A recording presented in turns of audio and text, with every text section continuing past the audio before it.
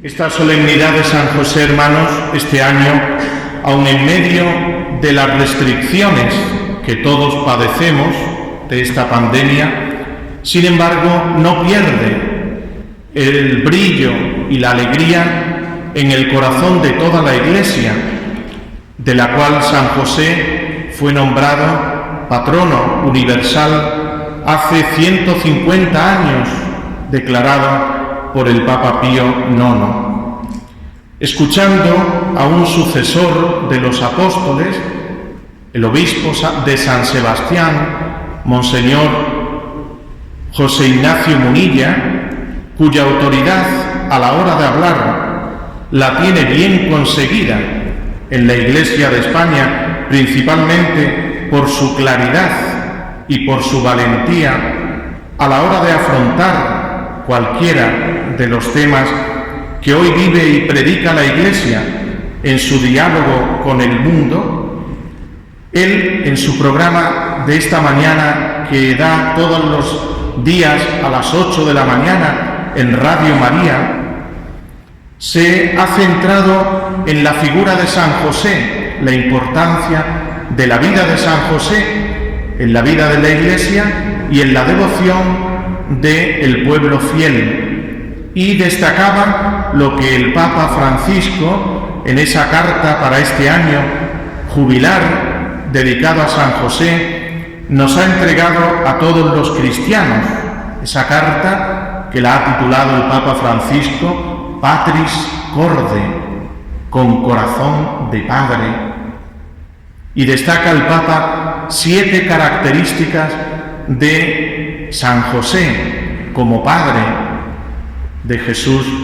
e intercesor y custodio de cada uno de nosotros, de toda la Iglesia. Destaca él a San José como padre amado, como padre en la ternura, padre en la obediencia, padre en la acogida, padre de valentía creativa, padre trabajador y padre en la sombra. San José, que aparece en el Evangelio con esa discreción, pero que es tan importante en toda la historia de la salvación. Fijaos que en todas estas características que el Papa destaca sobre la persona, la figura de San José, hay un denominador común, que es padre. Y por eso conviene que, a la luz de esta paternidad que realiza San José respecto de Jesús y de ese custodio que realiza respecto de la Iglesia, es conveniente fijarnos en esta figura y en esta realidad del Padre hoy, porque vivimos en un mundo, hermanos, en el que hay una persecución muy notable hacia la figura del Padre. Mucho antes, esta persecución sobre el Padre es una persecución atroz sobre el hombre. Algunos grupos han querido coger este odio hacia la figura del ser hombre y se persigue haciendo una campaña atroz contra él porque quieren igualar a todos los hombres con aquellos que no son tantos, que movidos por su acción violenta contra la mujer le propician la muerte a muchas de ellas. Y claro que debemos estar siempre en contra de esa violencia,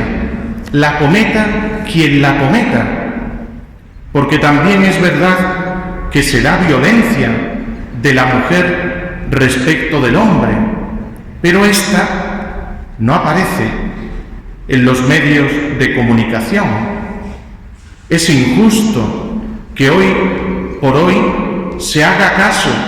como muchas veces sucede, a una mujer que llama a la policía y que supuestamente dice que ha sufrido malos tratos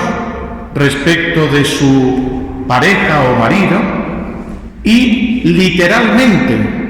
la policía viene a la casa y se lleva al hombre al calabozo sin escucharle y muchas veces se lo lleva detenido sin poder defenderse. Digo que muchas veces no es verdad, no ha habido tal violencia, pero sabemos que muchas veces se dan estas ocasiones en las que muchas mujeres, dejándose llevar por sentimientos de venganza o por un interés puramente económico, se aprovechan de esos hombres, de esos maridos, y quieren sacarle todos los beneficios posibles. Por supuesto, que le pasen una pensión, y no pequeña, además otros beneficios, hasta conseguir verles la mayor parte de las veces en la calle, porque le han quitado la custodia de los hijos y se han quedado en la casa. No me malinterpretéis con lo que estoy diciendo. Digo que hay casos puntuales en las que esto se da. Ciertamente hay ocasiones y situaciones de violencia, claro, y tenemos que denunciarlas siempre, pero también suceden casos en los que supuestamente dicen que hay violencia y no es verdad. Y si no, pues acudid a la policía, de la cual son muchas veces testigos. Hoy hay una persecución contra el hombre únicamente por ser hombre. No hablemos de las situaciones de separación, de divorcio, en la que tantas veces se utiliza a los niños como arma arrojadiza contra el otro. Y la mujer a veces utiliza a los niños para ir contra el hombre, y el hombre utiliza a los niños para ir contra la mujer.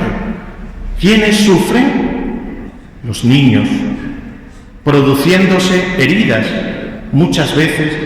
que son a veces difíciles de cicatrizar con el paso del tiempo. Es verdad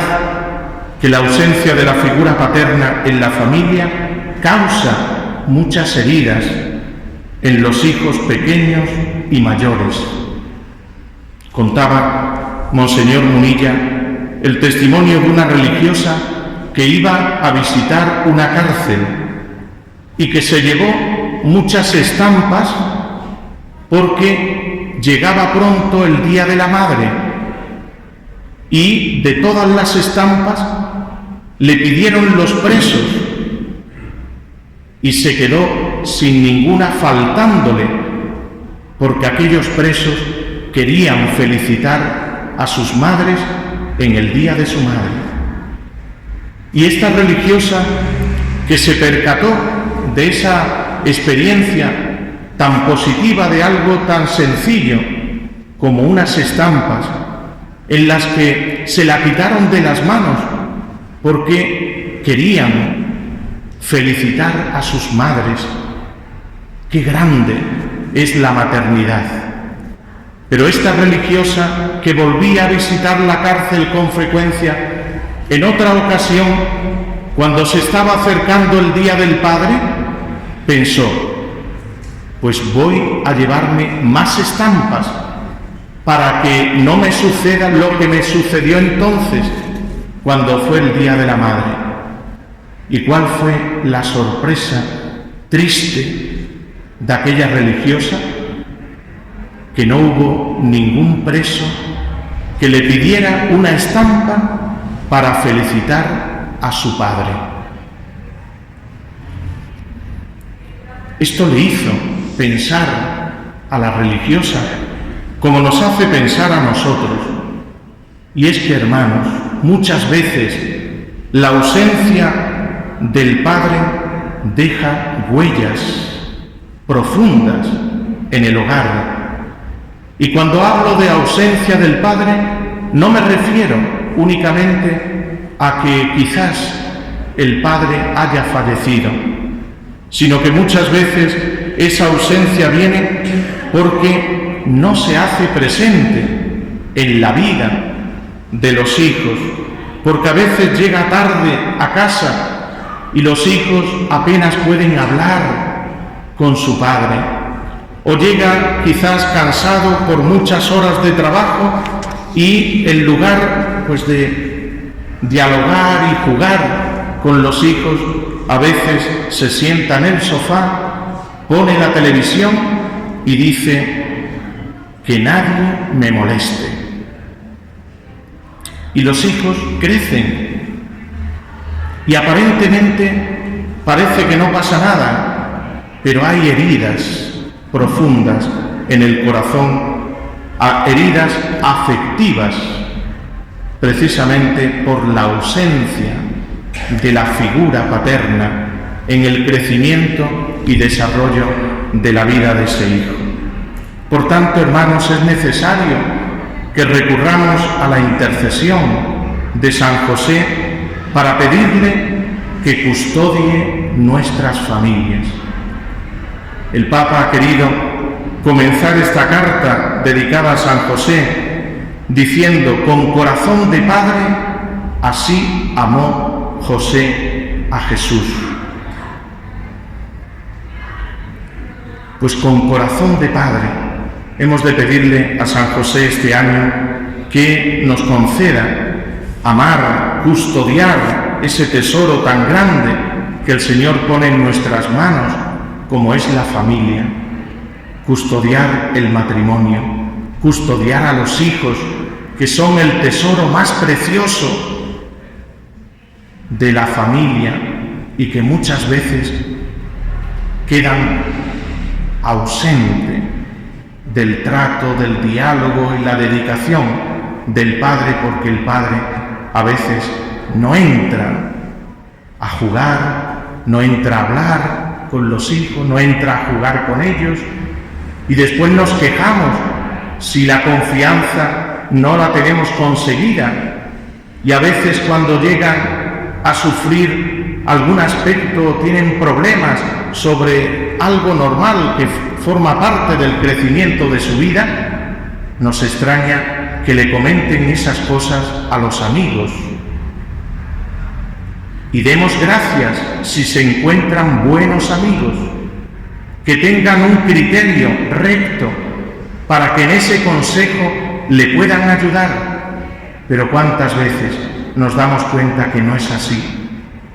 Y después nos llevamos las manos a la cabeza.